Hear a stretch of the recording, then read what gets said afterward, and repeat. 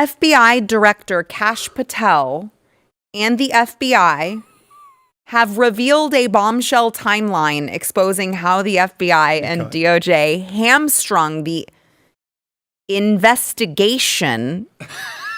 We haven't even been drinking yet. Come on. No, I've got energy drink running through my veins. I almost said the name of it. Not until that sponsorship, baby.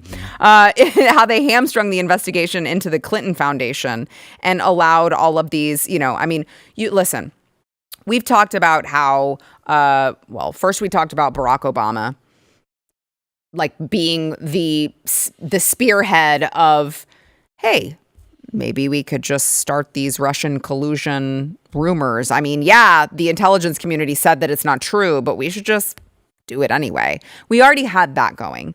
But there's also now the latest is that during the 2016 election, FBI agents investigated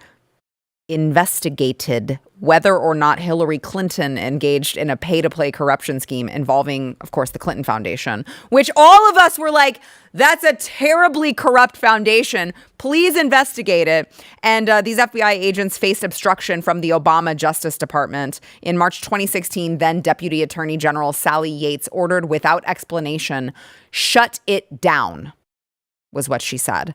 And then in August of that same year, 2016, federal prosecutors in the Southern District of New York and Eastern District of New York said that they would not support the investigation into the Clinton Foundation. So, yes, it's just really frustrating because now we hear this. Okay, so we know now during the Obama administration, obviously they were not only making things up, but they were also covering for Hillary Clinton in multiple different ways. In the Trump administration, they were blocking whistleblowers from coming forward and sharing certain information that was damning to Adam Schiff trying to leak information. I mean, it's just the list goes on.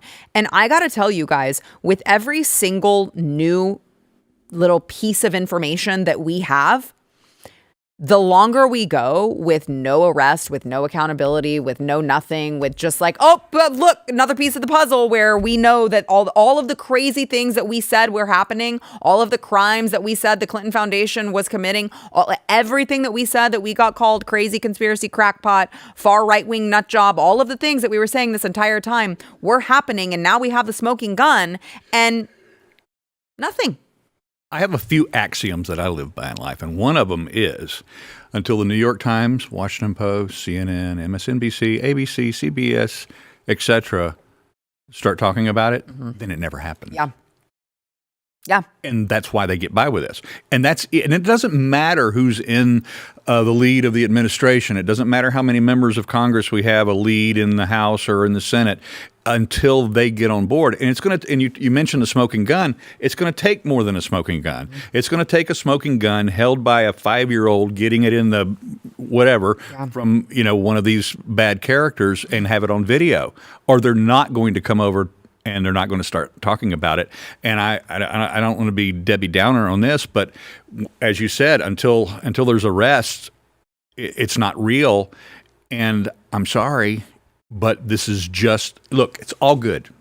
I'm excited for everything that's coming out. I'm happy for what John Solomon has presented. I'm happy about what Congressman Ron Johnson has been leaking. I'm happy about what Tulsi Gabbard has been putting out, what Kash Patel has been putting out. But is it going to result in what we want to see? Right. I say no. I don't think so either. I hope I'm wrong. I do too. I want to be wrong. So it's funny that you say that, Steve, and I want to get your thoughts too, Matt, but I was just on with Sean Spicer earlier this evening, and I said the same thing Steve Cortez said. I think that there will be arrests. I think that these people like Clapper and Brennan will be perp walked. He said, I'm just more optimistic. And I said, I hope you are right, Stephen. I'm wrong. I truly do. I can't think of a time right now where I have hoped more that I was wrong. Like, I want to be wrong here, but I just don't feel it in my bones that this is something that is likely to happen, and it just really pains me. Well, I actually do think it's going to happen. Great. And I'll tell you why. I don't think it's through any kind of benevolence. I don't think it's because all of a sudden people have gone, we have to do this for the benefit of the country. because we've said over and over about how selfish our politicians are. Let me tell you something. If they don't put them away, if the Democrats get in again, they're all going to jail, as in all of our lot are going to jail, because what you're seeing is our politicians or our side uncovering all this. It's out there. The left is vengeful, and they're ruthless. They're vengeful and ruthless, and they don't care if you've committed a crime. They're going to accuse you of it anyway. So how do you think they're going to behave when Tulsi Gabbard exposes all this? How are they going to behave when Kash Patel exposes this? They're going to come after those guys when they've left office. Mm-hmm. So I think just on a self-preservation level for the guys that are doing this right now, spearheaded by President Trump, because guess what? They tried to kill him. He's the ultimate example, right? So I think now what they're going to start doing, I said to you the other day, I believe, and this is only my little conspiracy, is that Trump is taking over the police in DC because it's coming. That's what I think. I think that he's consolidating things. This isn't going to happen all over the country. It's going to happen in DC. I'm hopeful. Whether it will happen sporadically, I don't know. I do want to make one more point. COVID, although it was horrendous, it did something miraculous, actually. Everyone's like, the Wuhan Institute of Virology in Wuhan, and all of a sudden there is a virus from Wuhan, and they're going, no, it's not. It's a bat and a pangolin. And everyone's like, you're a liar. You're just blatantly lying. And what that did, Steve, was that unlocked something in the general public. And they were like, you're all full of shit. So even Democrats right now, they're like, well, I don't really believe our own people anymore. Like they might be ideologues, but there's nobody on the right now that believes the thing that is coming out of the left. They don't care. Gavin Newsom can flap his gums all he wants. Beto O'Rourke can flap his gums all he wants. Nobody cares. Nobody cares if you call him a racist anymore. Nobody cares if you call him a fascist anymore. Nobody cares. So we're moving into uncharted territory here, where you've got a public that is done with the lies. You've got people that are exposing stuff with the president who they went after, they use lawfare against. If they're going to go after the number one guy and you're the director of the FBI, you think they're not going to come after you? They have to do it. Now, I do believe they're putting a plan together. If they can get through all the shit and all the backstabbing and all the corruption that's in there, that they'll bring people to justice. I really do. If not, well, we know that we're going to have a 4-year reprieve at least of the most powerful corrupt nation on the planet, which is who we are. I mean, how is it that we haven't been attacked for what we did in Nord Stream? I mean, these are really serious things. It's not just what is happening to the American people. Don't forget, if you're Putin over there, you're like, oh, hang on a minute, you're saying that I blew with it. I didn't do that. You know, what is going on? The geopolitical implications of the lies that they're telling are massive, and how we haven't had war, I don't know. Because if it was on the other foot and we're sitting there watching everybody else say things about us, you can be sure that somebody would say something about that, or at least do some action. Anyway, that's my little rant. The thing that I'm the most concerned about, I think, is that I think that there were a lot of people who they were driven to vote for President Trump in large part due to knowing, the American people are fatigued by all of this. We see that all of these corrupt criminals are at the highest levels in Washington, D.C., and nothing happens to them. And I think that they genuinely thought when they were, and I'm not saying that they were wrong. I'm just saying I think that especially the younger generation of men were like, this is screwed up.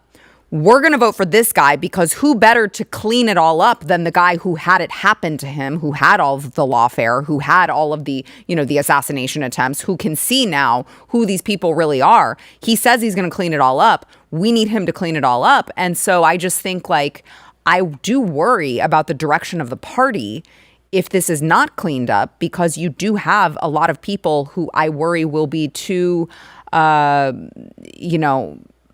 mad that nothing happened to go back out and vote again the next time that they're supposed to go vote for Republicans. If this doesn't happen, GOP's over. I think it doesn't so matter. too. No.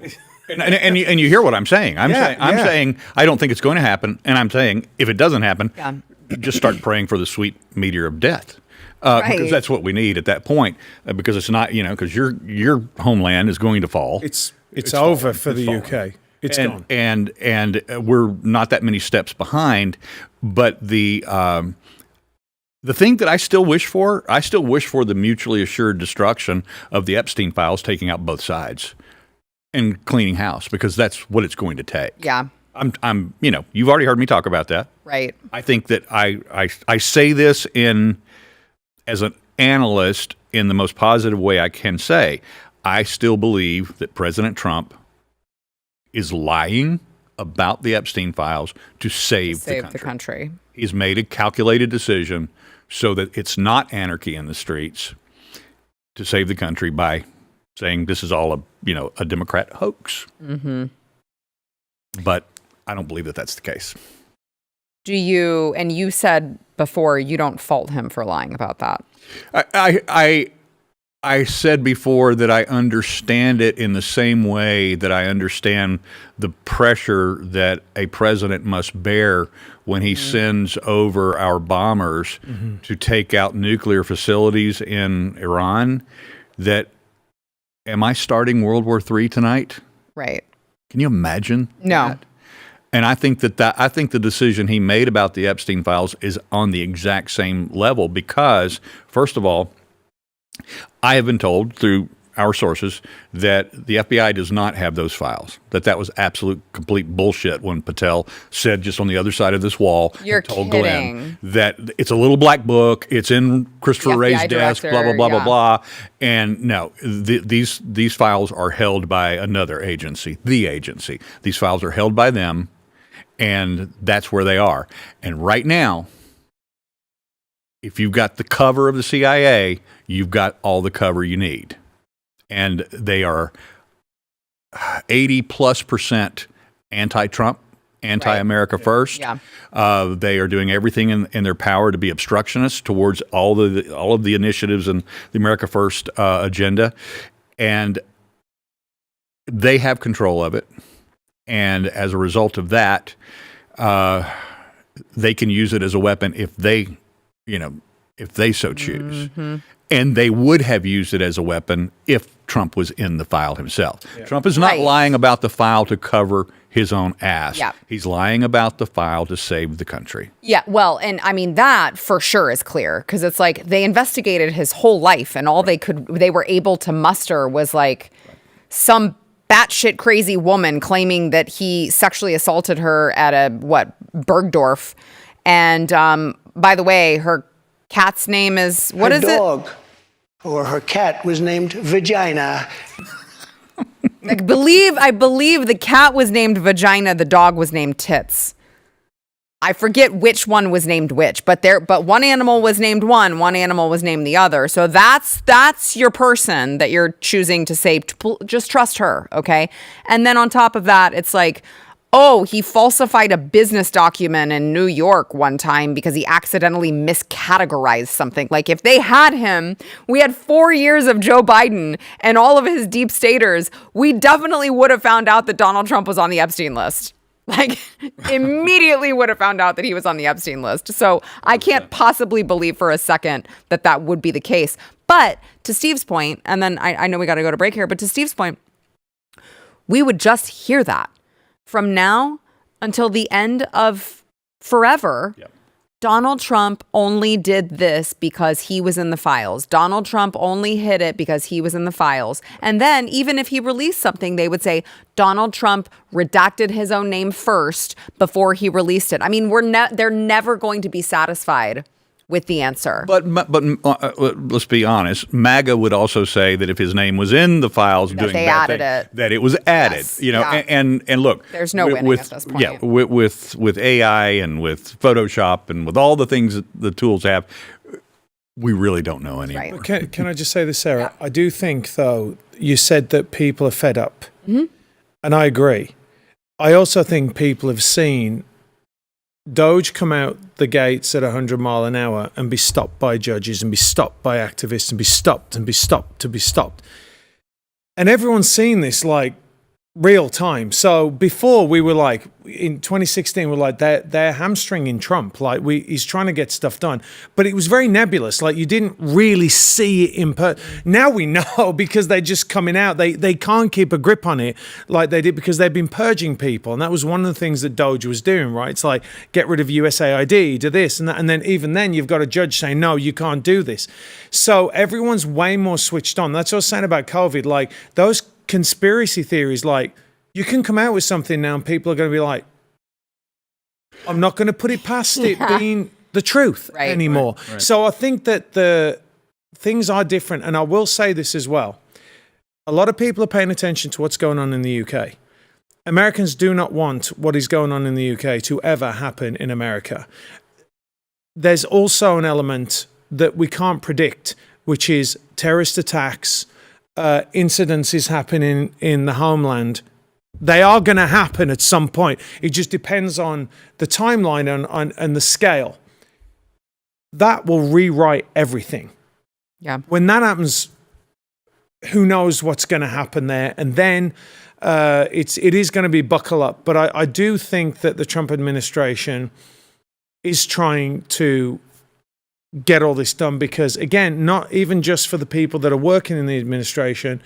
They're going to go after Don Jr. They're going to go after his family. It's not going to end here. This is going to be generational. Yeah. And he knows it. Yeah. So when it's personal and Sarah, if someone's coming after you, we can kind of like deal with it ourselves. Mm-hmm. If they go after your kids, oh no. Mm-hmm. Oh, no, you are not doing that. Mm-hmm. And I will do everything I can to stop you. Right. Mm-hmm. And you're telling me that guy isn't thinking that right now after they tried to kill him? There's no way he's going to leave any stone unturned in getting rid of these people. You heard it here. I hope you're right. I hope you're right, too. I hope you're right. I would never be so happy to be wrong. If you like this clip and you want to see the full episode, click here. And if you want to subscribe to the channel, come on, you know you do. Click here.